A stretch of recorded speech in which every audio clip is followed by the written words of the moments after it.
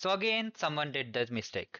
Here, the video is about the novice and trooper tier participants who have completed and achieved that tier. Now, what the problem was that the t-shirt was out of stock, and most of the guys placed the order without just notifying me and waiting for my video. What they did, they placed the order. Now, just now only 5 minutes ago, the t-shirt has been came back, means the t-shirt has been restocked. Now, if anyone places a fresh order, the swags will be ordered. Now, as you have already placed the order, you cannot modify the order. Okay, you cannot modify the order, means you cannot reorder with the same link. Now, here I am sharing some important tip. It's a very short video. You'll understand each and everything.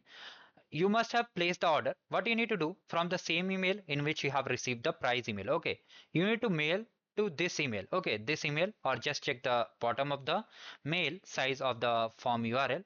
There is a mail, you have to mail them and make them share that this is my original URL and I forgot to just place the order. Due to huge traffic, my t-shirt was not selected.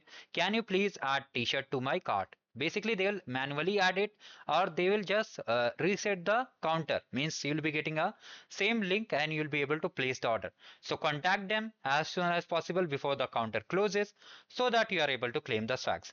Now coming to the price counter guide, if you see, here is a playlist. You can completely see how to order your swags from novice tier to trooper tier, from ranger to champion and legend. All things are covered. Make sure to subscribe the channel, do like the video, and thank you. Have a great day.